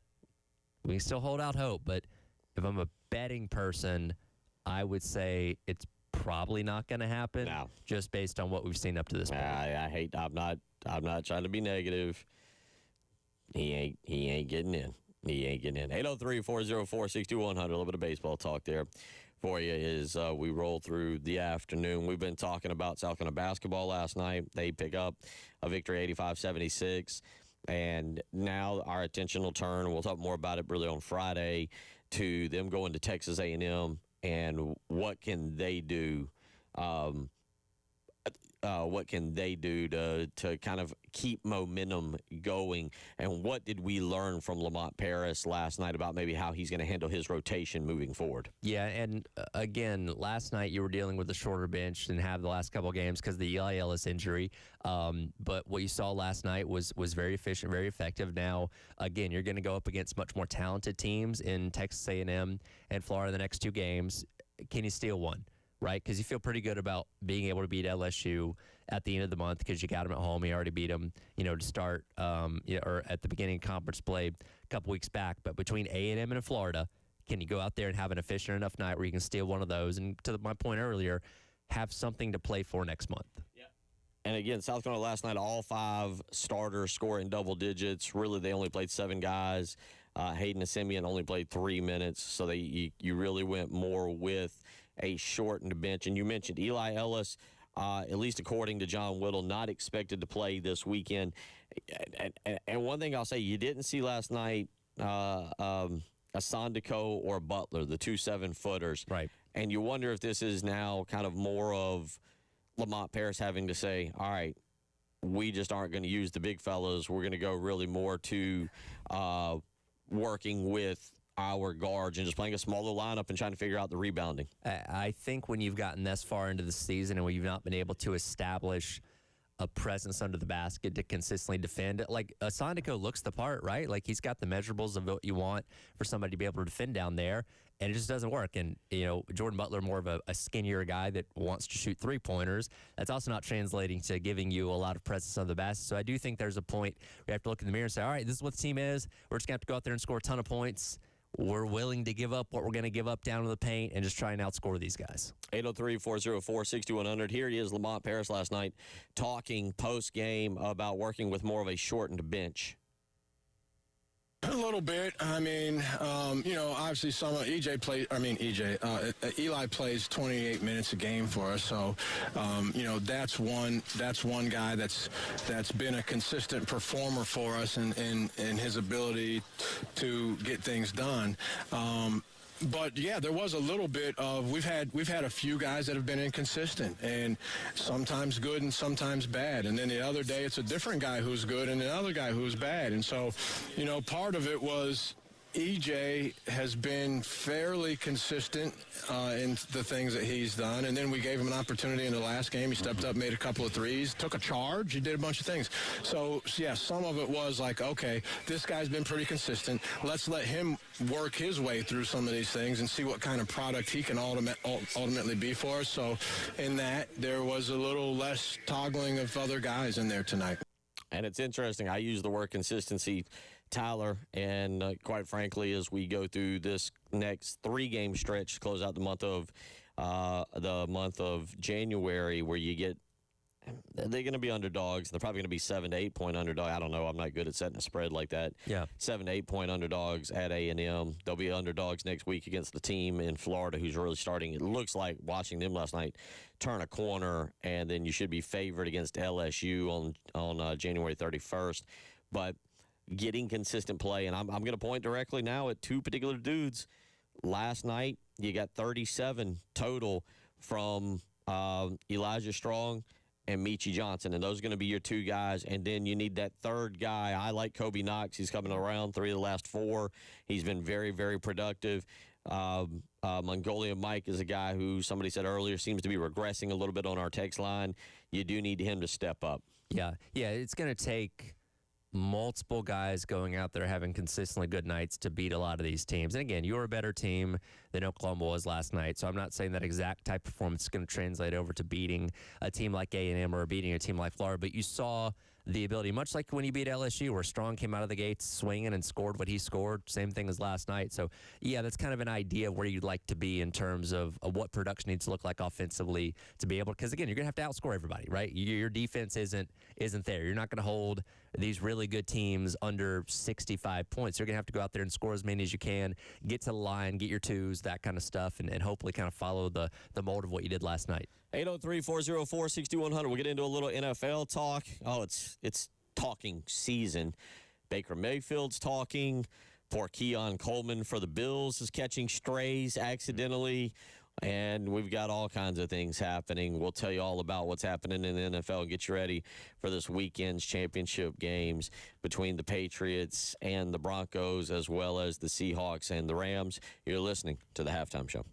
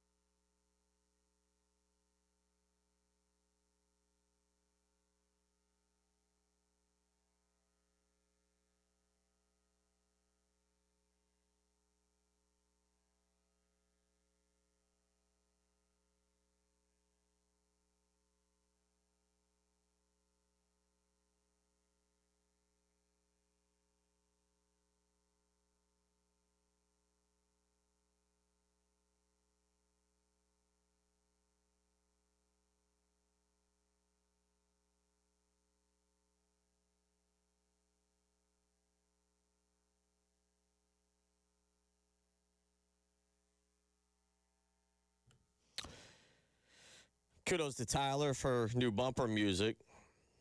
Bad news for y'all guys and ladies and kids and people with good hearing or any kind of hearing. There will be a day I come back on crooning Neon Moon. J.C. Sherbert, I forgot. We're going to start doing, we're going to move it to Tuesdays, which is why I forgot to accommodate J.C. But J.C. Sherbert will start joining us as we hit the new year for his a weekly segment. It'll be on Tuesdays at 2:15. Today's a Wednesday, so he's joining us today. But, J.C., is Neon Moon in your top 3 of it comes on in the car, in the shower, in the house, you have to sing along?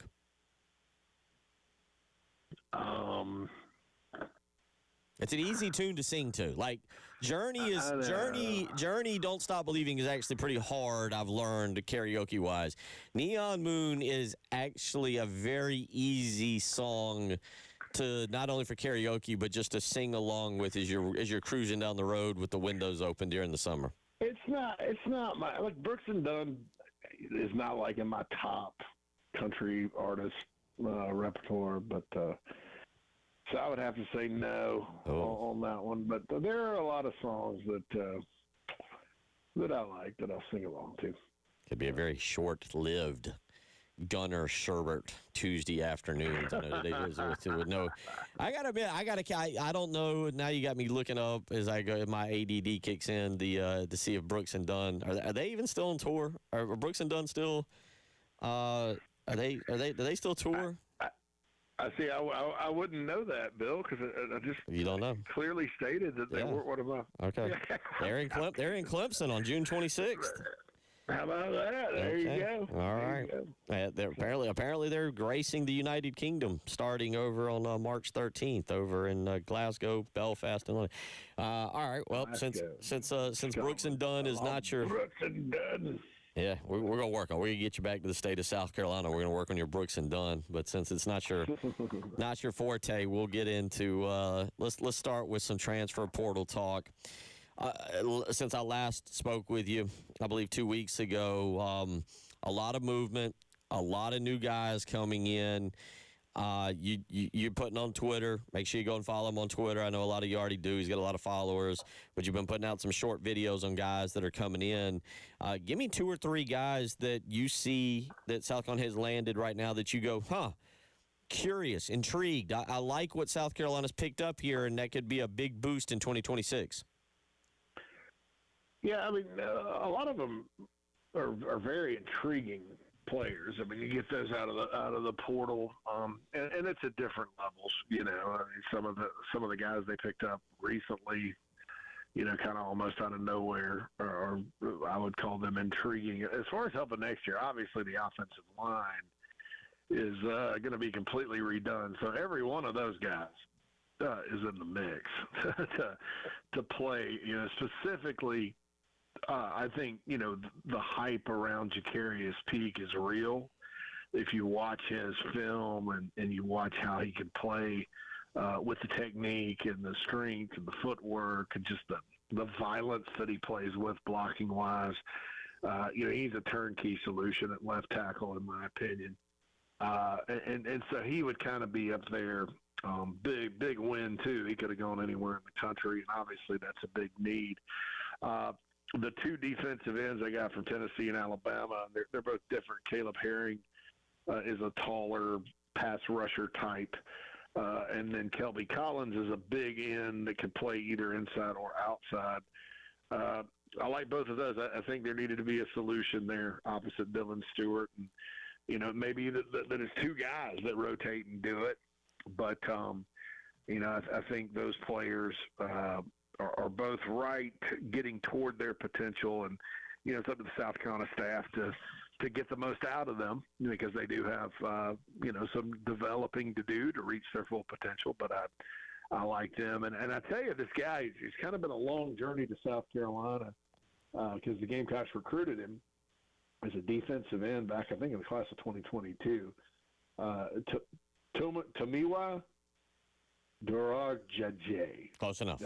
I'll take it. From Tomiwa Durajaye. I'm sorry, Durajaye. Tomiwa Durajaye. from Delaware originally. He's coming from Illinois, second team All Big Ten.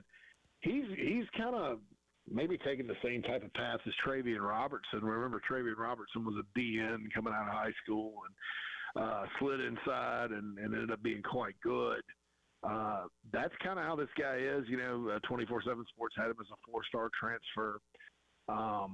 And some guys just get big and they're better suited to play that inside game. And, my friends that are big Illinois people, they really liked it. They didn't want him to leave. They thought he was poised for a breakout year. And, you look at defensive tackle. Yet again, the Gamecocks lost some players. Nick Barrett, Montel Goodwine are both gone. And I thought they played pretty well last year.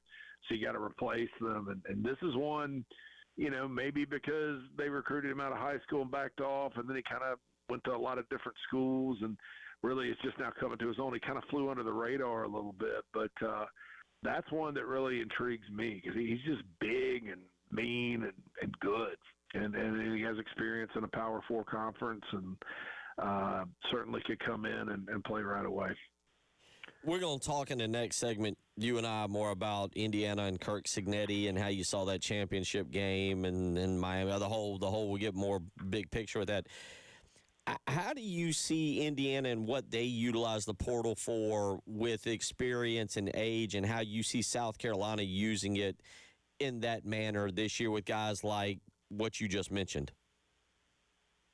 Yeah, I mean, that's part of it, but South Carolina also has some younger guys that they got from the portal. Drew Collins, the DN from Arkansas State, is one.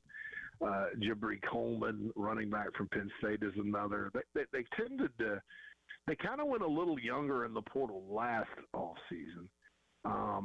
But it's this offseason that they do have some older guys. I don't know. Different things work for different schools. I don't know that Indiana set out to have an old team like that. It is true, I believe, in college football, college sports in general, that the older you are, sometimes the better you are. That's not always the case, but sometimes it is. I think with Indiana, it's much more about how they played the game. And you saw a lot of teams this year with these big-name guys that just – the loafs, the giving up on plays. I mean, even Miami had some plays like that against it. And Indiana just did not relent. And then when you talk about talent level, Bill, the days of these massive talent gaps are over in college sports. And everybody says, well, Indiana did it with coaching and all that. No, they did it with talent maximization, which means using common sense, if you maximize your talent better than everybody else, the gap is going to close. I mean, there's a lot of really good football players on that team. It's not, there wasn't some, the service academies play hard and disciplined, and they get beat by Notre Dame by 52 points. So you have to have some players. But Indiana's players could run, jump, catch, execute, that kind of thing. So we'll see. I do think with regards back to the portal class for South Carolina, there are enough older players to where, those guys are going to step in and make a difference. I like the fact that a lot of these guys have SEC experience too. So they simply, coming in, they know what it's like to play in the league and all that. And I think that always helps. You mentioned Jabri Coleman, Sam Dixon from Ohio State, and another guy that I know you put a little video out on is another young running back in Christian Clark, and you've already got Jarwan Howe and Matthew Fuller. I really, really like what they have done with the running back room now. I think it's probably naive to think you'll keep all of these guys, but it would at least appear on paper that for 2026, you've got competition that's going to maybe make that room not only healthier, deeper, but better. Yeah, I mean, we'll see. The two guys they have coming back, Fuller and Howell, I think are really have a chance to be very good. Isaiah Gustav obviously redshirted last year after he came in, but I believe he's going in his fourth year in college. Coleman was with Stan Drayton at Penn State, and then Christian Clark is a player that kind of just, is in his second year at Texas, got to start in the Citrus Bowl and rush for 105 yards against Michigan. A really good little back from the Phoenix area. I like the room. I think there's going to be some competition. Unlike the last 2 years where, I think heading into last year, there was all the talk about Faison getting eligible, and a lot of people just kind of said, well, he's going to be the number one back. And he ended up being, for all intents and purposes, that guy. Previously, it was Rocket Sanders. There's just a lot of guys that are going to go compete for that job this offseason, rather than kind of waiting to see if Rocket would be healthy or waiting to see if Faison would be eligible and all that in the last two off seasons. So I'm curious to see how it works out. And I think, obviously, Shane Beamer upgraded that position by hiring Stan Drayton. The running backs rotation, in my opinion, will be in good hands this coming year. But it'll be a good competitive group. And, running backs play special teams, too. They're good players to have on special teams. So having 6 on scholarship, that's more than the 5. That's the ideal number or minimum target number you need to hit. So there will be competition, and we'll see how it all plays out. 803-404-6100 if you want to text in anything that you hear of and discuss. J.C. Sherbert joining us. It'll be a usual Tuesday segment, but he's here with us on a Wednesday. When we come back, we'll get into that national championship game, Indiana, Miami, and see what J.C. had to think about that. You're listening to The Halftime Show.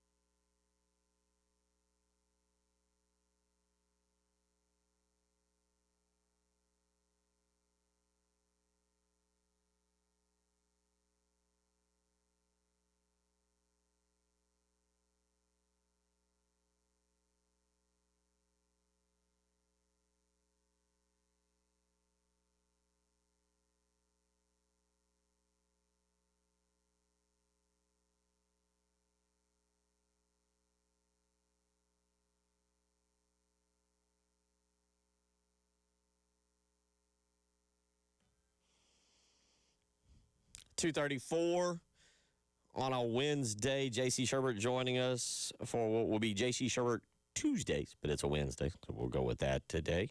Hope you're doing well. And, J.C., we're fresh off of a national championship game that look, I mean, let's be honest. I don't know. When you see, you kind of got into it a little bit there, Indiana losing his program all time in college football. Then they bring in Kirk Cignetti. They utilize the transfer portal. There's an influx of NIL dollars. Does this mean it's possible for anybody, or was this a unique set of circumstances? I think it means that anything's possible. They're not the only team that's historically not been nationally competitive. I mean, they're kind of the extreme example, but Ole Miss was in the semifinals. They haven't done much since the '60s. I mean, it's a new day. Texas Tech made the playoff. I mean, it's more open than it's ever been, and there's a lot of reasons for that. A lot of people talk about money, but you also have to talk about the freedom of movement and the portal. It's just hard for teams to stockpile rosters and to build this massive talent advantage like we saw Alabama do, and we saw Georgia do there for a couple of years, and all that. It's just Ohio State. It's hard for the teams to do that. So the talent level is a lot closer than it's ever been. And so will we see all of a sudden Kentucky and Kansas win national championships in football?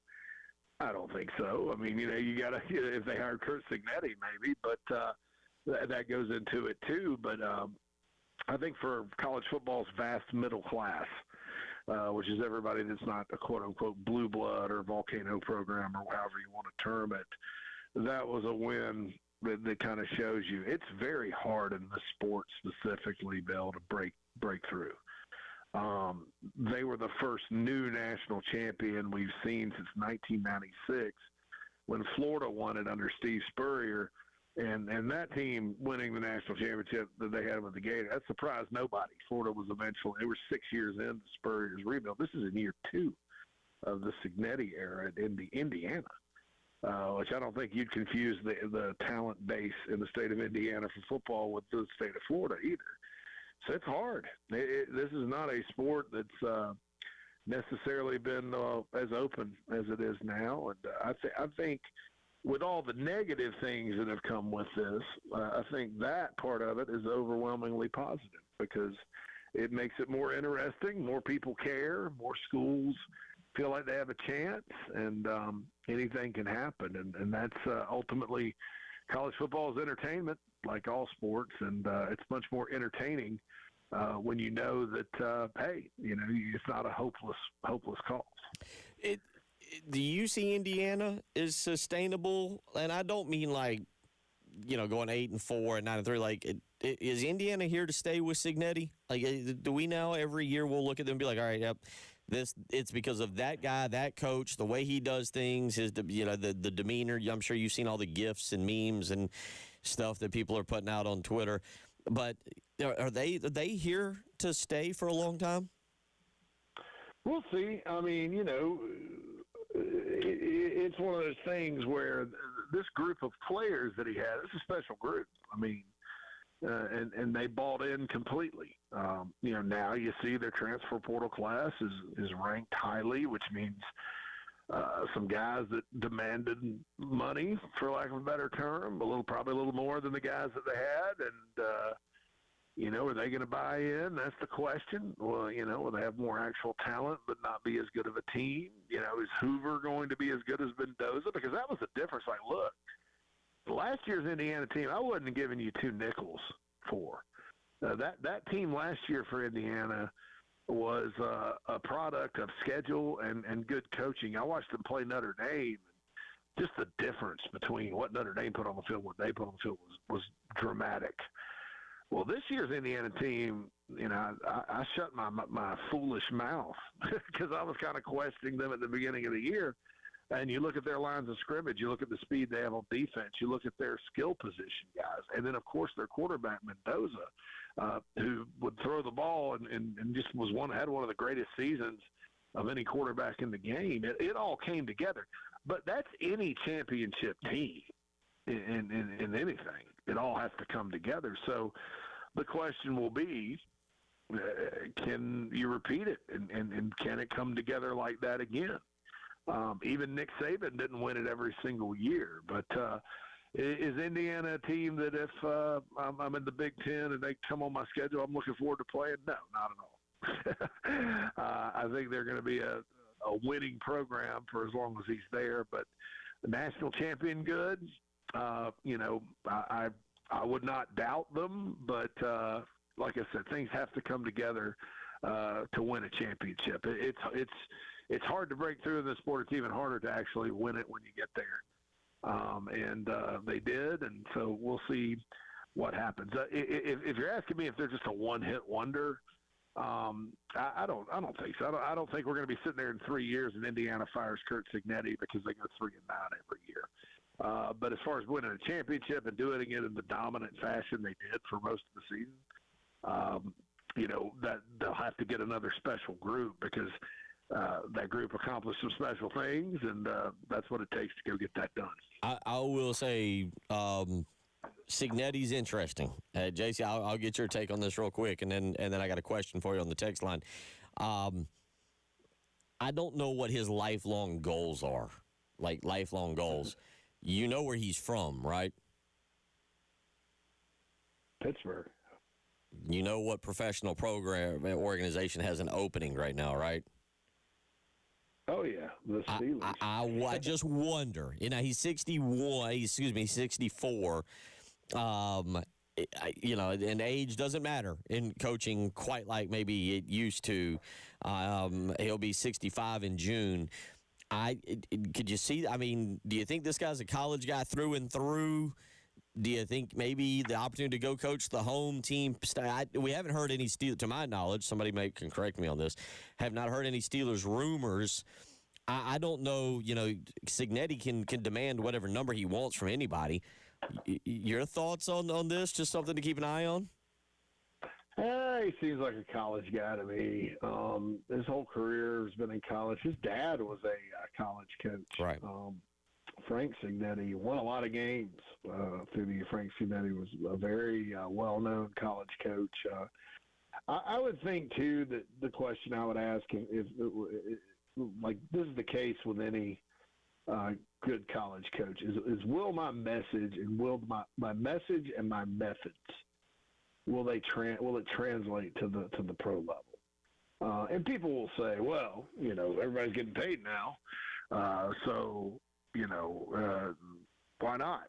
Well, it's a little different. It's actually harder to deal with young people that are getting paid than professionals.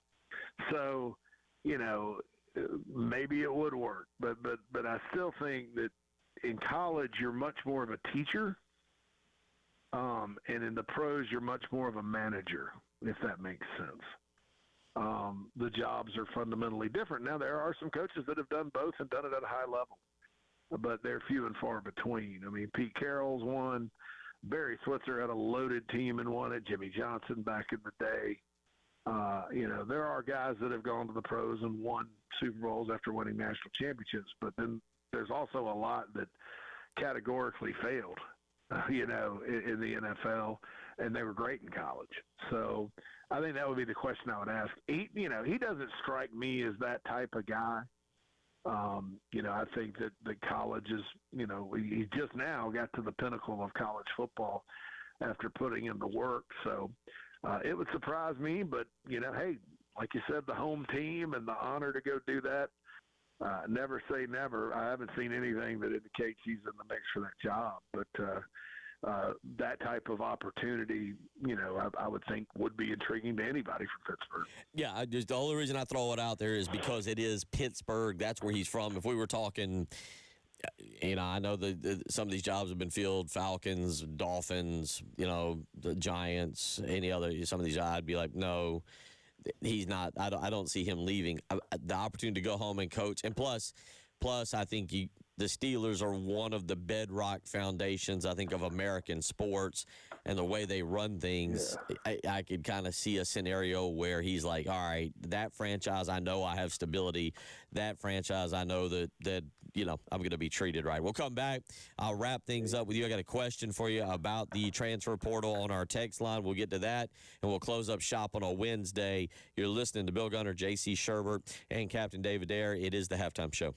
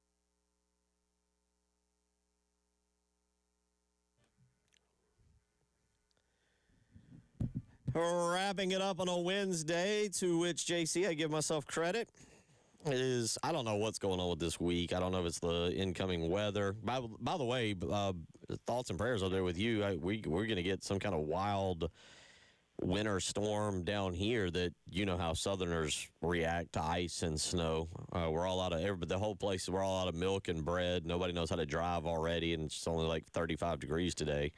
But hopefully everything up in your portion is you're prepped and ready for a kind of a wild few days of weather. Oh, yeah, it is supposed to get bitterly cold. I'll be fine. And I'm much more concerned. You know, what I found about winter weather, Bill, is like the place with all the snow plows and the freelance snow plowers and the salt and that's ready for it, that's the better place to be than where the place where all the power lines tend to fall and the power company's not in any hurry to cut it back on. You know, and look, snow down south is kind of fun. Ice sucks. And so I hope nobody clips that because I'm talking about the ice that formulates on the you know, that's a loaded thing to say these days. But I've been through ice down south in South Carolina before. It's not a fun experience at all.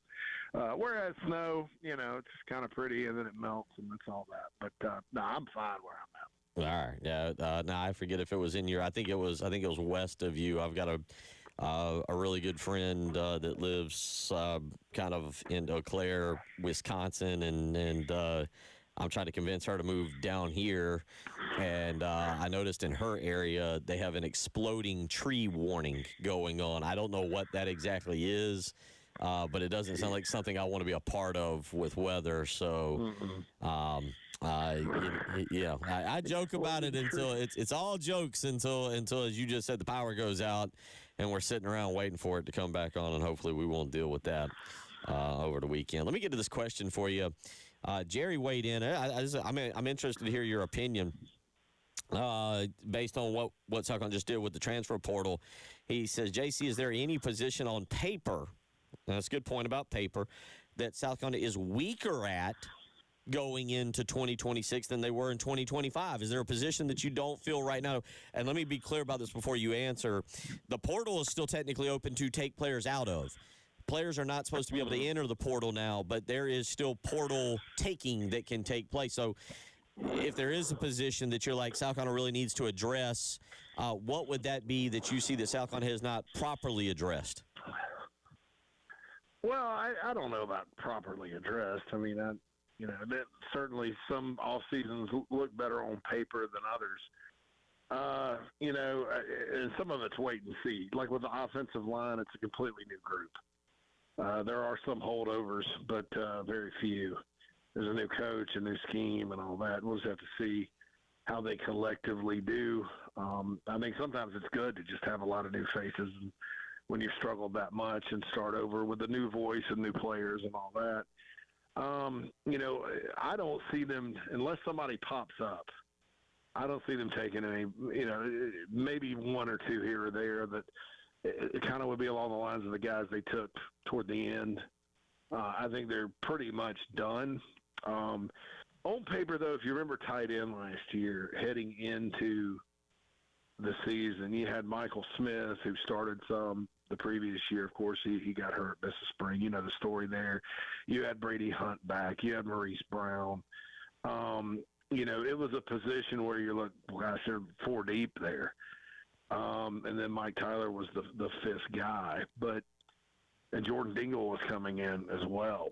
Well, Dingle's gone now. Smith's gone now. You know, Brown's back. Hunt's back. Tyler's still there. And then they got the kid from UCF that's from Chapin out of the portal, and a player I really like, Caden Ramsey, coming in.